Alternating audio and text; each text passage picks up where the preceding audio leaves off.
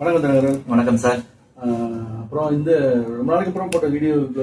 ஆமா, ஏகப்பட்ட கதறல்கள். ஆமா ஆமா. அது நம்ம எப்பெல்லாம் நீதிமன்றத்தினுடைய உத்தரவுகளை ஒரு ஆதாரபூர்வமான தகவல்களை நம்ம வெளியிடுறோமோ அந்த நேரங்கள்ல எல்லாமே இது போன்ற கதறல்கள் யாரும் சொல்லாம இருக்கிறப்ப, ஆமா, மறைக்கிறப்ப செய்தி வெளில வராம இருக்கிறப்ப நம்ம சொல்றதுனால அது ஒரு கண்டிப்பா அவங்க அதாவது நேற்று நம்ம பேசின வீடியோவை பொறுத்த வரைக்கும் நீதிமன்றத்துல நடந்த ஒரு வழக்கு உத்தரவாகி இருக்கு. 8 வாரத்துக்குள்ள ஒரு 2 குறிப்பிட்ட இடங்களை அட்டாச் செய்யணும். மதுரை டிஆர்ஓவுக்கு நீதிபதி சென்னை மதுரை உயர் நீதிமன்ற நீதிபதி உத்தரவு பிறப்பித்திருக்கார் அப்படிங்கிற அந்த ஆதாரத்தின் அடிப்படையில தான் நம்ம பேசுறோம். அதற்கு வந்திருக்க கமெண்ட்ஸ் நம்ம படிப்போம். அதாவது பணம் கிடைக்க தடையாக இருக்கும் ராமமூர்த்தி போன்றவர்களுக்கு சப்போர்ட் செய்கிறார்கள் அப்படிங்கிறது ஒரு குற்றச்சாட்டு. சரி, இது முகமது யூசுப் அப்படிங்கிறவர் அந்த குற்றச்சாட்டை முன்வைக்கிறாரு. அது தொடர்ச்சியாவே அவருடைய கருத்துக்கள் அது போலதான் இருக்கு. அடுத்தது அந்த 45 கோடி ரூபாய் பேங்க்ல இருக்குதாமே, அது 6000 கோடிக்கு கம்ப்ளைண்ட் இருக்குதான், இதை பிரிச்சு கொடுக்க போறாங்களாம். அப்ப 10 லட்சம் போட்டவங்களுக்கு 1 லட்சம் கிடைக்குமா? இதென்ன லூஸ் தனமான பேச்சா இருக்கு அப்படிங்கிறாரு. இன்னொருத்தர் நாகராஜன் சண்முகம்ங்கிறவர் 10 லட்சம் முதலீடு போட்டவனுக்கு 1 லட்சம் தான் கொடுப்பீங்க அப்படின்னா இது எந்த விதத்துல சரி, அசலையாவது திருப்பி தர வேணாமா அப்படிங்கிற மாதிரி சொல்லியிருக்காரு. அடுத்தது இது போன்ற வழக்குகள் நீதிமன்றம் சென்று செட்டில் பண்ணதா சரித்திரமே கிடையாது. வழக்குக்கு மேல வழக்கு போடுறதுக்கு நீங்க உடந்தையா இருக்கிறீங்க, தூண்டி விடுறீங்க. நிறுவனம் தான் பணமாகவோ இடமாகவோ கொடுக்க தயாருன்னு சொல்லுது அப்படின்னு ஜவஹர் ஆலிம் அப்படிங்கிறவர் அந்த கருத்தை பதிவிட்டு இருக்காரு. அப்ப நம்ம வகை மாதிரிக்கு இந்த கருத்தை நம்ம எடுத்துக்கலாம். இப்ப நம்ம பொறுத்த வரைக்கும் நேத்து பேசுனதுங்கிறத பொறுத்த வரைக்கும் முழுக்க நீதிமன்ற உத்தரவின் அடிப்படையில நம்ம பேசியிருக்கிறோம். இதுல நீங்க தவறான அவதூறான குழப்பமான செய்திகளை வெளியிடுறோங்கிறதுக்கு எந்த முகாந்திரமும் கிடையாது. ஃபர்ஸ்ட் விஷயம். ரெண்டாவது விஷயம், அந்த அவங்க ஒரு இடைக்கால நிவாரணமா தான் அதை கேட்டிருக்கிறாங்க. ஒரு 43 கோடி ரூபாய் பேங்க்ல சும்மா தானே இருக்கு. இப்ப 2 தரப்பு, அதாவது இப்ப பாதிக்கப்பட்ட முதலீட்டாளர்கள் பல்வேறு சங்கங்களா அணிகளா பிரிஞ்சிருக்காங்கிறதையும் நம்ம பலமுறை சொல்லிட்டோம்.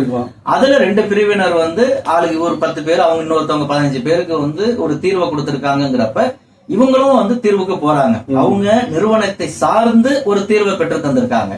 இந்த தரப்பினர் முழுக்க நீதிமன்றத்தை வழக்கு போடுவது, சட்ட ரீதியாக அணுவதுங்கிற ஒரு வழிமுறைய அவங்க கையாளுறதுனால அப்ப கோர்ட்டே அந்த வேலையை செய்யணும், ஒரு நம்பிக்கையை ஏற்படுத்தணும், ஒரு இனிஷியலா மினிமமாவது அந்த அக்கௌண்ட்டை இருக்கிற பணத்தை பிரிச்சு கொடுக்கணுங்கிறதான் கேட்டிருக்காங்களே ஒழிய அந்த 43 கோடியை மட்டுமே எல்லாத்துக்கும் பிரிச்சு கொடுத்து அவ்வளவுதான் முடிஞ்சு போச்சு போன்னு அத்துற மாதிரி அவங்க சொல்லல.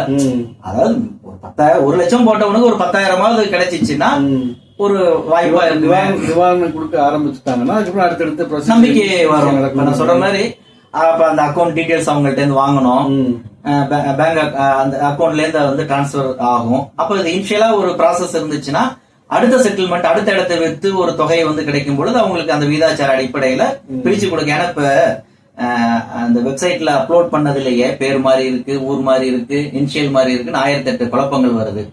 அப்ப இந்த மாதிரி இத மினிமம் ஒரு அமௌண்ட்டை இப்ப யாரா இருந்தாலும் நம்ம அக்கௌண்ட்ல போடுறதா இருந்தாலும் ஒரு ரூபாயை நம்ம போட்டு செக் பண்றது இல்லையா, அந்த மாதிரி ஒரு தொடக்கமாக கூட அதை நம்ம எடுத்துக்கலாம். ஆனா அதுவும் கோரிக்கை தான் அது. அதுவும் சொல்லவோ அந்த தரப்பினர் முன்வைக்கக்கூடிய ஒரு கோரிக்கையா இருக்கு. இது ஒரு விஷயம். ரெண்டாவது விஷயம், பணம் கிடைக்க தடையாக இருக்கும் ராமமூர்த்தி போன்றவர்களுக்கு அவங்கள சப்போர்ட் பண்றதா அப்படிங்கிறது கேள்வி இருக்கு. இப்ப இதுல நம்ம நியோமேக்ஸ் விவகாரத்தை பொறுத்த வரைக்கும் நம்மளுடைய இலக்குங்கிறத விட நம்மளுடைய எதை நம்ம போக்கஸ் பண்றோம் அப்படின்னா, நியோமேக்ஸ் நிறுவனம் அப்படிங்கிறது ஒரு மோசடியான முறையில ஒரு பிசினஸ் நடத்தி இருக்கு. அரசாங்க சட்டத்தை ஏமாத்தி கண்டிப்பா மக்களுக்கு ஒரு செயற்கையான முறையில ஒரு வளர்ச்சியை சொல்லி பணத்தை பிடிக்கிறாங்கிறது தான் நம்ம தெரிஞ்சுக்கிட்ட நம்ம சொல்லல, தெரிஞ்சுக்கிட்ட விஷயம். வழக்குல சிக்கி இருக்கு. அதுக்கப்புறம் மோசடி நிறுவனங்கிறத வந்து மோசடி ஈடுபட்டு புருவாயிருக்கு. லட்சக்கணக்கான பேர் பாதிக்கப்பட்டிருக்கிறாங்க.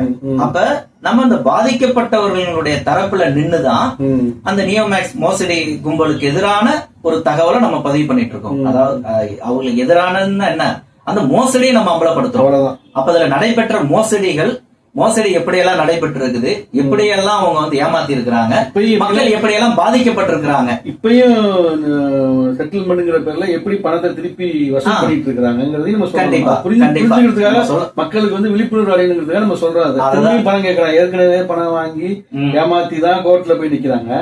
இப்ப இன்னமும் திருப்பி பணம் கொடுங்கன்னு கேட்கறாங்கிறத நம்ம சொல்லிட்டு இருக்கோம். இப்ப இந்த பாதிக்கப்பட்ட முதலீட்டாளர்களை பொறுத்த வரைக்கும் இதையும் நம்ம பலமுறை கட்டுரைகள்லயும் பேசி இருக்கிறோம், வீடியோக்கள்லயும் நம்ம பதிவு பண்ணியிருக்கோம். பலரும் பலவிதமான பின்னணியில இருந்து இருக்கிறாங்க. 1 லட்சம் போட்டவன் இருக்கான், சாதாரணவன் இருக்கான், ஒரு ஆசிரியர் இருக்கிறாங்க, போலீஸ் அதிகாரி இருக்காரு, ரிட்டையர்டு ஜட்ஜி இருக்கிறாங்க, இந்த மாதிரி பல ரியல் எஸ்டேட் பிசினஸ் பண்றவங்க இருக்காங்க, கருப்பு பணம் வச்சிருக்கிறவங்க இருக்கிறாங்க, இப்படி பலரும் இருக்கு. அப்ப ஒருத்தவங்களும் அவங்களுடைய பின்னணியில இருந்து அவங்க தீர்வை வந்து அவங்க வந்து தேடுறாங்க. அப்ப அந்த வகையில இப்ப நம்ம வந்து பார்த்தோம் அப்படின்னா ஒரு 3 பெரும் பிரிவா பிரிஞ்சிருக்கிறாங்க. ஒண்ணு, இதுவரைக்கும் புகாரே போகாம திருச்சியை சார்ந்த ஒருத்தர் தலைமையில சீனியர் சிட்டிசன் ஜூனியர் சிட்டிசன் சொல்லி ஒரு சங்கத்தை வச்சுக்கிட்டு அவங்க புகாருக்கே போகாம நிறுவனத்தை சார்ந்தே அந்த நிவாரணத்தை பெறுவது அப்படிங்கிற முயற்சியில இருக்கிறாங்க. அவர்களுக்கு பின்னால ஒரு கணிசமான முதலீட்டாளர்கள் இருக்காங்க. இது ஒண்ணு. 2வது வந்து தேனி சங்கம் சொல்லக்கூடிய தேனி மாவட்ட நியோமேக்ஸ் முதலீட்டாளர்கள் பாதுகாப்பு சங்கம்னு சங்கம் தொடங்கி அதன் பிறகு வந்து அவங்க அனைத்து மாவட்டத்தையும் அதை வந்து அதுல இன்க்ளூட் பண்றாங்க. அவங்க தொடக்கத்திலிருந்தே அதற்கான முயற்சியில வந்து இருக்காங்க.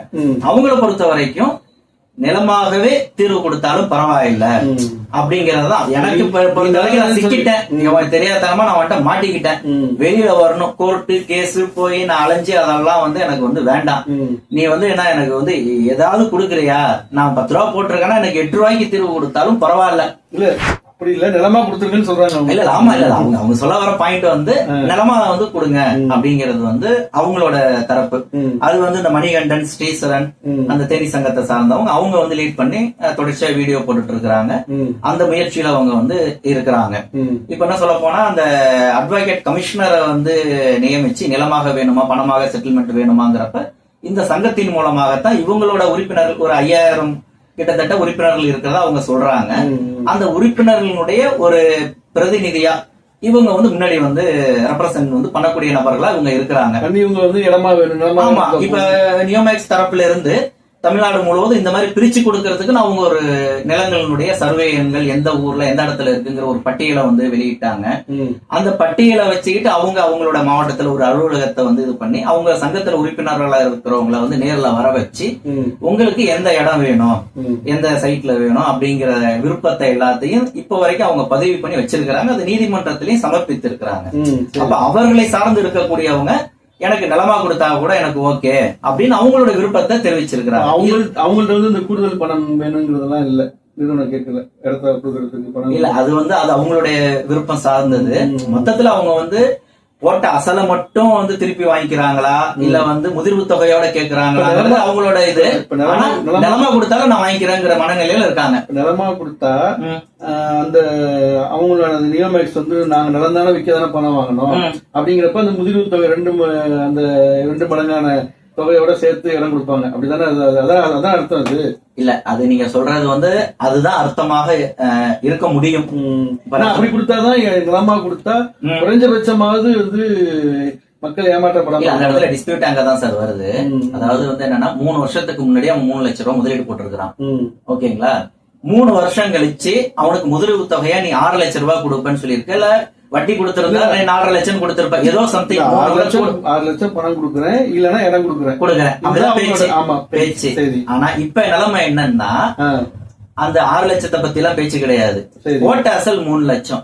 அந்த 3 லட்சத்துக்கு நான் சொல்ற இடத்த உனக்கு நான் எழுதி தரேன் அப்படின்னு நியோமேக்ஸ் நிறுவனம் சொல்றதாகவும் அந்த இடத்தினுடைய மதிப்பு இருக்குது இல்லையா, 3 லட்சத்துக்கு நிகரா கொடுக்கறது இருக்குது இல்லையா, அது அங்க பக்கத்துல போய் நம்ம விசாரிச்சு பார்த்தோம் அப்படின்னம்னா அது வந்து அந்த 3 லட்சத்துக்கு போதாது, 1 லட்சமோ 1.5 லட்சமோ அந்த மாதிரி வந்து அந்த மதிப்பு கம்மியா தான் இருக்குது. கண்டிப்பா அந்த ஒரு காரணத்துக்காகத்தான் ஒரு குரூப் வந்து என்னன்னா, எனக்கு இந்த நிலங்கிறதே வேணாம், எனக்கு பணம் தானே திருப்பி தரேன்னு சொன்னேன், அதுவும் முதிர்வு தொகையில தானே தரேன்னு, எனக்கு பணமா கொடு அப்படிங்கிறது அவங்க வாதம். இந்த தேனி சங்கம் இவங்களோட வாதம் பொறுத்த வரைக்கும் வந்து என்னன்னா, கோர்ட்டு கேஸ் எத்தனை வருஷத்துக்கு நீ இழுக்கிறது, எனக்கு அதெல்லாம் வந்து வேண்டாம், ஏது பரவாயில்ல, எனக்கு வந்து முதிர்வு தொகை தரலங்கிறியா பரவாயில்ல, நிலமா தரங்கிறியா, ஊருக்கு ஒதுக்குப்புறமா இருக்குதா, எனக்கு இந்த மாவட்டத்துல இல்லன்னா கூட பக்கத்து மாவட்டத்துல இருக்கா, ஏதோ ஒண்ணு கொடு, நாங்க என்னைக்காவது என் பேருக்கு பதிவு பண்ணி கொடுத்துரு, நான் அதை என்னைக்கா நான் வித்துக்கிறேன்.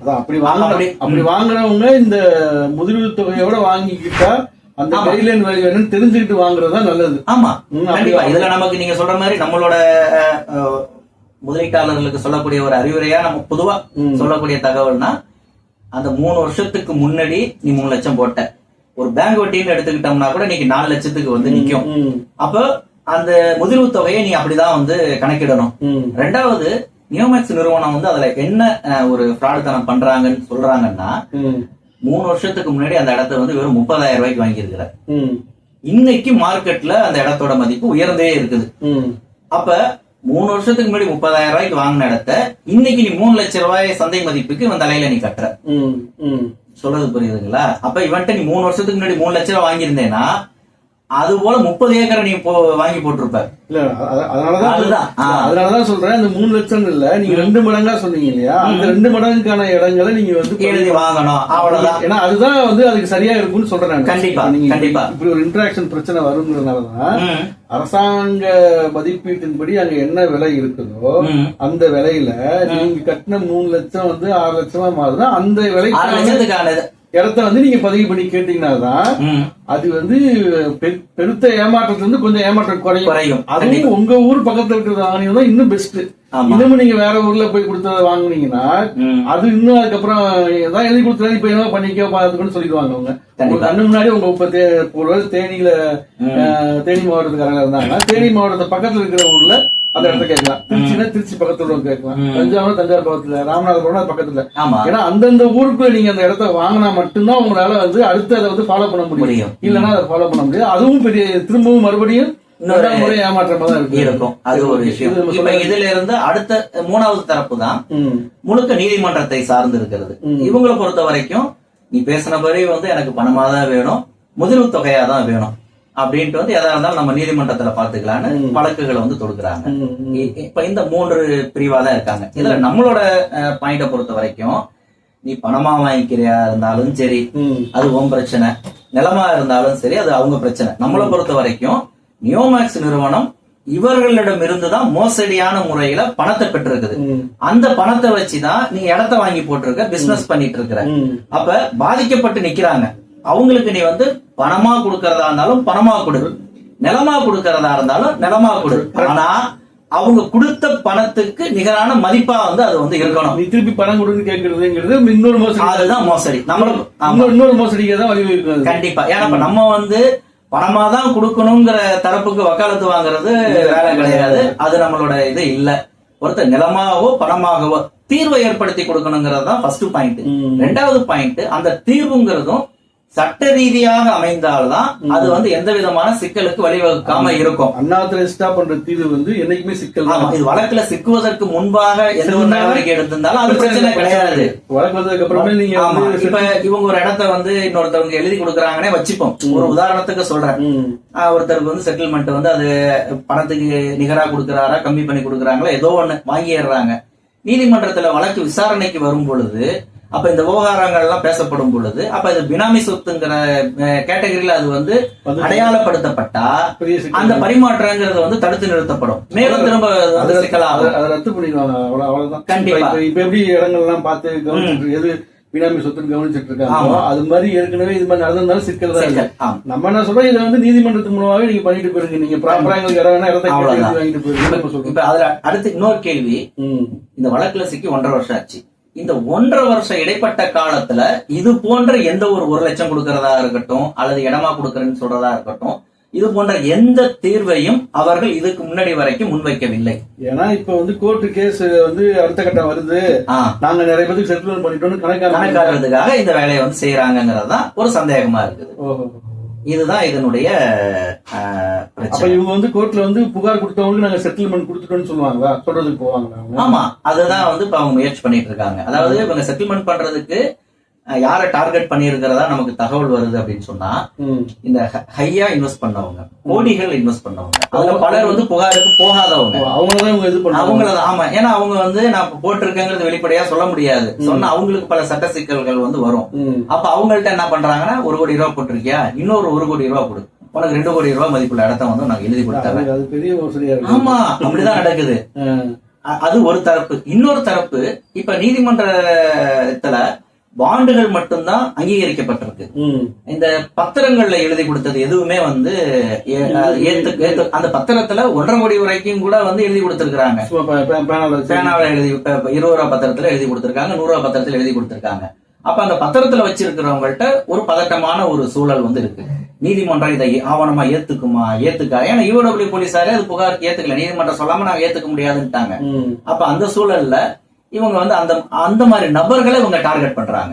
அதாவது அதுல கம்ப்ளைண்ட்டுக்கு போனவங்கள்ட்ட கூட கன்வின்ஸ் பண்றாங்க, நீங்க கம்ப்ளைண்ட் போனது பாண்டு வந்து அதுல இருக்கட்டுங்க, பத்திரத்துல இருக்கிறதுக்கு நீங்க வந்து இடத்த வாங்கிக்கீங்க அப்படிங்கிற மாதிரியான, நீ இதை போய் ஏத்துக்கன்னு சொல்லிட்டு அவங்ககிட்ட ஏன் போய் திரும்ப நீ வந்து, அப்ப இதுல அவங்களுக்கு 2 விதமா வந்துருது.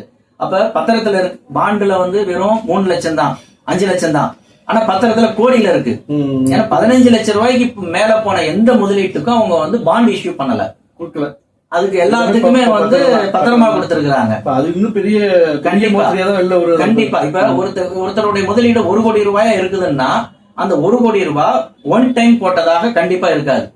சிறுக சிறுக சுரண்டது இருக்கு இல்லையா, 10, 5, 15, 20 இப்படின்னு வாங்கினதுதான் அந்த 1 கோடியா 50 லட்சமோ அந்த மாதிரி உயர்ந்திருக்குமே ஒழிய, ஒரே டைம்ல வந்து கோடி ரூபாய்க்கு மேல அந்த 15 லட்சம் ரூபாய்க்கு மேல இன்வெஸ்ட்மெண்ட் வந்தது எல்லாத்தையும் பெரும்பாலும் பத்திரங்கள்ல தான் போட்டிருக்காங்க. இப்ப அந்த மாதிரி கஸ்டமர்ஸ வந்து டார்கெட் பண்ணி பிசினஸ் அந்த தீர்வுங்கிறத வந்து கொடுத்துட்டு இருக்கிறாங்க. இதுதான் வந்து இதுல நடந்துட்டு இருக்கு. இப்ப நம்ம பொறுத்த வரைக்கும் வந்து நீதிமன்றத்தை பொறுத்த வரைக்கும் இந்த இவங்க சொன்ன மாதிரி ஈஓடபிள்யூ போலீஸார நம்பினோம்னா, நீதிமன்றத்தை நம்பினோம்னா தீர்வு கிடைக்காதுங்கிற ஒரு விரக்தியில வந்து இருக்கிறாங்க.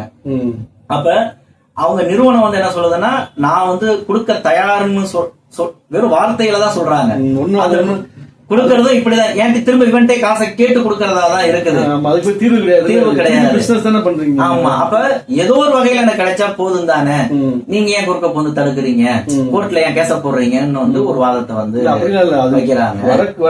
வழக்கு வர வரதான் அந்த உண்மைத்தன்மை இன்னும் வெளியில வரும்னு சொல்றாங்க. இல்ல என்ன சொல்ல போனா, இந்த நியோமேக்ஸ் நிறுவனம் 1 லட்சம் ரூபாய் கொடுக்கறதுக்கும் இந்த நான் வந்து இந்த டைப் ப்ராஜெக்ட், இந்த ப்ராஜெக்ட்ல வந்து நான் 50-50 அந்த மாதிரி சொல்லக்கூடிய பல்வேறு ஸ்கீம்ஸ் வந்து அவங்க அறிவிச்சிருக்கிறாங்க. பெஸ்ட் பை திட்டம் அப்படின்லாம் வந்து, அப்ப இந்த திட்டங்கள் எல்லாமே நீதிமன்றம் எந்த அளவுக்கு வந்து ஒரு கிடுக்குப்பிடி போட்டதோ, இன்னும் சொல்ல போனா பேப்பர்ல அட்வர்டைஸ்மெண்ட் கொடு, புகார்தாரர்களை வந்து அவனை சுதந்திரமா வந்து புகார் கொடுக்க வந்து வையே, அதை எனக்கு கலெக்ட் பண்ணி கொடுன்னு வந்து சொன்னதுக்கு பரத சக்கரவர்த்தி உத்தரவுக்கு பிறகுதான் இது வந்து வேகம் எடுத்தது. சொல்ல வர்றது வந்து அந்த நீங்க ஏதோ அந்த 1.5 வருஷத்துல நடந்தது நீங்க பாருங்க. அப்ப ஏன் இதே 10 லட்சம், இப்ப இந்த 10 லட்சம் மட்டும் எங்க இருந்து வந்துச்சு, ஏன் 1 வருஷத்துக்கு முன்னாடி கொடுக்கல? இப்ப இன்னைக்கு சொல்லக்கூடிய அந்த நிலங்கள் வந்து, அதாவது இதுல 2 கருத்து இருக்கு சார்.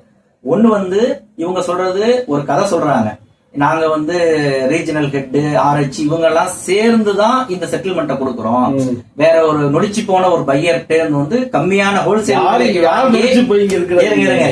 இருக்கட்டும், அவங்கள்ட்ட நாங்க வந்து ஹோல்சேல் பிரைஸ்ல வாங்கி ரீட்டைல்ல வித்து அதுல வரக்கூடிய லாபத்தை வச்சு கொடுக்கறோம் அப்படிங்கிற மாதிரிதான் இவங்க வந்து சொல்றாங்க. ஆனா இதனுடைய பின்னணியில இது முழுக்க பினாமி நிலங்கள் தான். அவங்களுடைய பினாமி நிலங்களை தான், பினாமி நிலத்தை நான் கொடுக்கறேன்னு வந்து வெளிப்படையா சொல்ல முடியாது, அது சட்ட சிக்கலாகுங்கிறதுனாலதான் இந்த ஏற்பாட்டுல இவங்க செட்டில்மெண்ட், இல்லன்னா அவன் ஏமாத்திட்டு போனதுக்கு இவன் ஏன் சார் கொடுக்கறதுக்கு இந்த கேள்வி வருது இல்ல. அப்ப அதனுடைய பின்னணியே அதை வந்து சொல்றாங்க. நம்மளை பொறுத்த வரைக்கும் அது பினாமி இடமா இதுவா அதெல்லாம் நம்ம வந்து போக தேவையில்லை. உனக்கு செட்டில்மெண்ட்னு கொடுக்குறான்னா உனக்கு அது வந்து ஏற்கக்கூடியதா இருக்குதா, சட்ட ரீதியானதா இருக்கா, நாளைக்கு சிக்கல் வராம இருக்குதா, முதல்ல பாருங்க. அவ்வளவுதான். அப்புறமே நீங்க பார்த்து நீங்க வந்து அவன் பொதுவா சொல்ற கதையெல்லாம் சும்மா ஏமாத்துறதுதான் இருக்கும். கண்டிப்பா இருக்கும். அப்ப இந்த தீர்வை ஏன் ஒரு வருஷத்துக்கு முன்னாடி உன்னால கொடுக்க முடியல? நீதிமன்ற வழக்க காரணம் காமிச்சிட்டு இருந்த, முன்னாடி இருந்ததை விட இன்னைக்கு நீதிமன்றம் கிடுக்குப்படியேதான் போட்டுட்டு இருக்கு. அப்ப அன்னைக்கு ஒரு லெதார்ஜிக்கா இருக்கிற நேரங்கள்லயே இந்த தீர்வை நீ சொல்ல முன் வராத நீ இன்னைக்கு வந்து நீதிமன்றத்துல வந்து இவ்வளவு நெருக்கும் பொழுது, நீதிமன்றத்துல பெயில்ல இருக்கும் பொழுதே இதையும் மீறி நீ வந்து இவ்வளவு வேலையை நீ செஞ்சிருக்கிறிய அப்படிங்கறத இந்த இடத்துல கேள்வியா நம்ம வந்து எழுப்புறோம். குறிப்பா வந்து அந்த கபில்ங்கிறவரோட விவகாரத்தை எடுத்துக்கிட்டோம்னா, மதுரை இந்த ஏர்போர்ட் பக்கத்துல ஒரு 70 லட்சம் ரூபாய்க்கு வந்து இடத்த வித்துட்டாங்க அப்படிங்கிற அந்த தகவல்லாம் இதெல்லாம் அவசியமானதுதான். இதை நம்ம எப்படி தப்புன்னு சொல்ல முடியும்? இப்ப நீதிமன்றத்துல கேஸ் போடுறாங்க, கேஸுக்கு மேல கேஸ் போடுறாங்கன்னா அது புரியாதவங்க சொல்ற மாதிரி அது வந்து இருக்கு. இப்ப அவன் பாட்டுல இருக்கிற இடத்த எல்லாத்தையும் இப்ப நீதிமன்றத்துக்கு தெரியாம வித்துக்கிட்டே போயிட்டானா உனக்கு எப்படி இழப்பீடு கிடைக்கும்? அந்த கேள்வி வந்து நமக்கு வந்து இருக்குங்க. அப்ப இததான் நம்ம வந்து இன்னொன்னு சொன்னாங்களே, இது மாதிரி ஏலத்துக்கு பொது ஏலத்துக்கு கொண்டு போய் அத ஒரு நிறுவனம் வந்து வாங்க போது அதுக்கு சப்போர்ட் பண்ண. ஆமா, அது என்ன கதை? அது என்ன கதை? அது இல்ல அது இப்படியே வழக்கை இழுத்துக்கிட்டே போய் எல்லாத்தையும் அட்டாச் பண்ணி அது வந்து அவங்க நியோமேக்ஸே பரப்பி விடுற ஒரு கதை தான். அதற்கு மக்கள் வந்து பலியாகிறாங்கிறதா நம்ம வந்து, ஏன்னா அவங்கள பொறுத்த வரைக்கும் இவன் தான் உனக்கு வந்து கொடுக்கறதுக்கு ரெடியா இருக்கிற மாதிரியும் இவங்க எல்லாம் தடை செய்யற மாதிரியும் தானே ஒரு சித்திரத்தை வந்து உருவாக்குறாங்க. அது என்ன சொல்றாங்கன்னா, ஒரு இடம் இப்ப உதாரணத்துக்கு மதுரை ஹைகோர்ட்டுக்கு பின்னாடி இருக்கிற ஒரு இடம் இருக்குதுன்னா அது எப்படியும் வந்து ஒரு 1000 கோடிக்கு போகும் அப்படின்னு மார்க்கெட் மதிப்பு இருக்குதுன்னா, அதை வந்து டிஆர்ஓ மூலமாக ஏலம் விட்டா 1000 கோடி ரூபாய்க்கு யாரும் அதை எடுக்க வரமாட்டாங்க. அவங்க வந்து எடுக்கிறவங்க எல்லாமே ஒரு சிண்டிகேட் வந்து அமைச்சிருவாங்க. அப்ப இதை வந்து ஒரு 50 கோடி ரூபாய் 100 கோடி ரூபாய்க்கு மேல வந்து போகாத அளவுக்கு அவங்க வந்து அதை பேசி ஆளுங்கட்சி சப்போர்ட்ல இருந்து வந்து அவங்களுக்கு ஆதரவான ஒரு நிறுவனம் வந்து அந்த இடத்த அதாவது நியோமேக்ஸ் தொடர்பான இடங்கள் எல்லாமே ஆளுங்கட்சிக்கு சாதகமாக இருக்கக்கூடிய ஒரு நிறுவனம், ரியல் எஸ்டேட் நிறுவனம். அந்த நிறுவனம் அபகரிக்கிறதுக்குத்தான் இந்த முயற்சிகளை வந்து செஞ்சிட்டு இருக்கு, வேண்டுமென்றே இதை வந்து காலந்தாழ்த்துது அப்படிங்கிற மாதிரி ஒரு குற்றச்சாட்டை வந்து வைக்கிறாங்க. நம்ம என்ன சொல்றோம், பொது இடத்துக்கு போது சிண்டிகேட் அமைக்கிறாங்கன்னா இவங்க சிண்டிகேட் அமைச்சுதானே இப்ப வந்து மக்கள்கிட்ட சூறையாடிட்டாங்க. இவ்வளவு பணத்தை சூறையாடி எல்லா பினாமி நம்ம பதுக்கி வச்சிருக்காங்க, எதுவும் சொல்லாம இருக்கிறாங்க. அந்த வேலையை அவங்க செஞ்சிருந்தாங்கன்னா இந்த பிரச்சனை சால்வா முடிஞ்சிருக்க முடியாது. கண்டிப்பா இப்ப நிலமா கொடுக்குறவங்களுக்கு நிலமா தானே கொடுக்க சொல்றோம் நம்ம. இப்ப அப்படிதானே அந்த மாதிரி தான் வாங்கணும்னு நினைக்கிறாங்க. இதை பொறுத்தவரை இந்த பிரச்சனையை பொறுத்த வரைக்கும் பொது இடத்துக்கு போகுதுங்கிறது, பொது இடத்துக்கு போனாவே இந்த ரியல் எஸ்டேட் எல்லாம் சும்மா சாதாரணமான போகாது. எல்லாருமே இறங்கி வருவாங்க, எல்லாருமே பிசினஸ் பேசுவாங்க, எல்லாத்துக்கும் பணம் சம்பாதிக்கணும்னு தோணுது. சரி, நியோமேக்ஸே ஒரு வந்து ஏலம் கேட்கறது கூட வரதுக்கு நியோமேக்ஸோட அந்த ஒரு பாலாவுக்குலாம் தெரியாமையா இருக்குது. அதெல்லாம் தெரியும். இவங்க வந்து இந்த மக்களை ஏமாந்துட்டு இருக்கிற மக்களை மறைமாற்றத்துக்காகவும் ஒரு பயத்தை ஏற்படுத்துறதுக்காகவும் இப்படி யாரெல்லாம் வந்து நியோமேக்ஸ் சரியில்லைன்னு சொன்னாங்கன்னா உடனே இப்படி ஒரு விஷயத்தை கிளப்புறது. அவங்க மாதிரி கிளப்பிட்டு போறாங்க. நமக்கு என்ன இருக்கு, நம்ம இருக்கிற வேலையை நம்ம பார்த்துட்டே இருக்கோம். கண்டிப்பா. அதாவது நியோமேக்ஸ் தொடர்பா அந்த வழக்குல என்ன நடந்துட்டு இருக்குங்கிற தகவலை தெரிஞ்சிக்காம இருக்கிறது தான் பதட்டத்தை உருவாக்குவது. என்ன ஆச்சோ ஏதாச்சோ கோர்ட்ல என்ன நடந்துச்சு 10 நாள் நம்ம வந்து ஒரு தகவல் இல்லாம இருக்கிறப்ப எவ்வளவு போன் வருது. கண்டிப்பா. ஒண்ணும் இல்லையா சார், டெவலப்மெண்ட் ஒண்ணும் இல்லையா சார், என்ன ஆச்சுங்க சார், கோர்ட் என்ன ஆச்சுங்க சார், நாங்க பெடிஷன் கொடுக்கணும் சார், கொடுக்கலாமா சார், கொடுக்க முடியாது சார், பார்த்தேன் இப்படின்னு போன் ரெகுலரா வந்துகிட்டே இருக்குது. அப்ப நமக்கே வந்து என்னன்னா இது ஏதாவது நம்ம ஒரு தகவலை சொல்லிதான் ஆகணும். அதாவது கோர்ட்ல அப்பதான் நமக்கு தெரியுது இந்த மாதிரி விஷயங்கள்லாம் உள்ள இருக்குங்கிறது நமக்கு. அப்ப நம்மளை பொறுத்த வரைக்கும் நீதிமன்ற நடைமுறைகள் என்ன நடக்குது, வழக்கு சம்பந்தமா என்ன அப்டேட் இருக்குது, அப்புறம் இது சம்பந்தம் அப்படி ஒருவேளை வந்து நியோமேக்ஸ் காரங்க கொடுக்குற செட்டில்மெண்ட் வந்து மிக சரியான செட்டில்மெண்ட் தான் அப்படின்னு வாங்கினவங்க யாராவது இருந்தா உங்க டாக்குமெண்டோட எங்களுக்கு வந்து வாட்ஸ்அப் அனுப்புங்க, அதையும் நாங்க அதையும் பேசிடலாம். சும்மா வந்துட்டு அது இதுலாம் பேசுறதுல ஒரு விஷயம் சார், யூடபிள்யூ ஹேண்டில் பண்ற மத்த கேசஸை விட இது வந்து பாதிக்கப்பட்ட முதலீட்டாளர்களுடைய எண்ணிக்கை அதிகம், இதுல இன்வால்வ்மெண்ட் தொகை அதிகம் அப்படிங்கிறது ஒரு பாயிண்ட் எந்த அளவுக்கு உண்மையோ அதற்கு நிகரா பாதிக்கப்பட்ட முதலீட்டாளர்கள் தரப்பிலிருந்து வந்து தொடுத்த வழக்குகள் இருக்கு இல்லையா. ராமமூர்த்தி மட்டும் தொடுத்த நபர்கள் ஒரு குறிப்பிட்ட நபர்னு இவங்க திரும்ப மெயின் பண்றாங்க. கண்டிப்பா அதுதான் இப்ப ஜெயக்குமார்னு ஒருத்தர், அவருடைய வழக்கு பிரதானமா இருக்கு. இப்ப என்கிட்ட ஒருத்தர் கேட்டாருங்க, எங்க இருந்து பேசினாரு, துபாயில இருந்து பேசினாரு. இது மாதிரி அவர் சொன்னதுன்னா 2 கோடி ரூபாய் பணம் கொடுத்துருக்கேன் சார், செட்டில்மெண்ட் தரேன்னு சொன்னாங்க சார். புகார் போகாதீங்கன்னு சொன்னாங்க சார். சென்னையில தான் சார் நான் சென்னைக்கு வர வச்சாங்க சார். நான் சென்னையில உட்காந்து பேசணும் சார். பேசி எங்களுக்கு வந்து பணம் தரேன்னு சொன்னாங்க சார், இடம் கொடுக்குறேன்னு சொன்னாங்க சார். இப்போ வரைக்கும் சொல்லிட்டு தான் இருக்கிறாங்க, கொடுக்கவே மாட்டேங்கிறாங்க சார். ஆனா பேசிட்டே இருக்கிறாங்க சார். என்னன்னா கம்ப்ளைண்ட் போகாதான்னு சொல்றாங்க சார். ஆனா நான் வந்து பணம் கொடுத்ததுக்கான எல்லா டாக்குமெண்ட் வச்சிருக்கேன் சார்.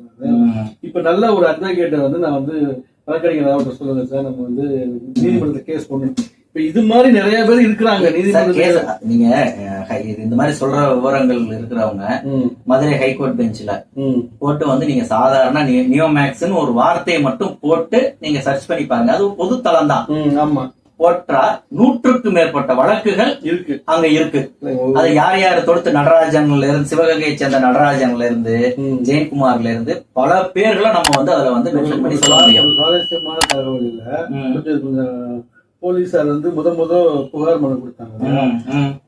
அதாவது போலீஸ் வந்து EOW புகார் கொடுக்கலான்னு ஃபர்ஸ்ட் சொன்னப்ப ஒரு பெரிய கூட்டம் வரும் அப்படின்னு நம்பிக்கிட்டு இருந்தாங்க போலீஸ். ஆனா கூட்டம் வந்து ஒரு 50ல இருந்து 100 கணக்குல தான் இருக்குங்கிறப்ப நியோமேக்ஸ் தரப்பு 10 பேர் தான் 5 பேர் தான் சொல்லிட்டு இருந்தாங்க. ஆனா 100 பேர் 200 பேர் வந்தாங்க. ஆனா போலீஸ் அந்த நேரத்தை நினைச்சது வந்து ஒரு 1000 கணக்குல வருவாங்கன்னு நினைச்சாங்க. அப்ப இவங்க எல்லாத்தையுமே வந்து இது மாதிரி தண்டை கட்டி புகார் கொடுக்க விடாம தடுத்து வச்சிருக்காங்க. அதுக்கப்புறம் தான் தெரியுது. இப்ப 6000 பேருன்னு அங்க வரப்பதான் அவங்க சொல்றாங்க இதை விட இன்னும் அதிகமா தான் சார் வர வேண்டியது இருக்குது.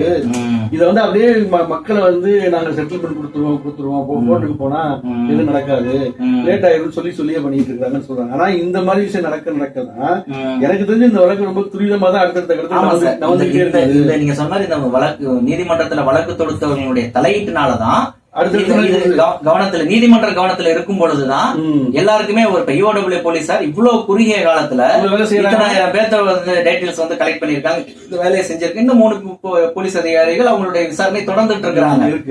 அப்ப இதெல்லாம் நீதிமன்றத்தின் மூலம்தான் சாதிச்சிருக்கு. ஆமா, இது லேட் ஆகும்னு நினைச்சிட்டு இருக்கிறதா பழைய கதையா இருக்கும். ஆனா எனக்கு நமக்கு இந்த கதையில இந்த நியோமேக்ஸை பொறுத்த வரைக்கும் விரைவா நடக்கும். நடக்காம சுணக்கமா இருந்துச்சுன்னா அப்ப அங்குசம் வந்து அது வேலையை செய்யுங்கிறது தான் நம்மளோட பதிலா இருக்கு. கண்டிப்பா இதோட அடுத்த கட்ட தகவல் நம்ம அடுத்து பேசுவோம். அங்குசம் அறம் வீடியோக்கள் எல்லாமே உடனுக்குடன் உங்களுக்கு ஒரு தகவலாக வரணும் அப்படின்னு சொன்னா அங்குசம் அறம் சேனலை சப்ஸ்கிரைப் பண்ணுங்க, அந்த பெல் பட்டனை கிளிக் பண்ணிருங்க. தொடர்ந்து இணைந்திருங்கள், தொடர்ந்து பேசுவோம். நன்றி.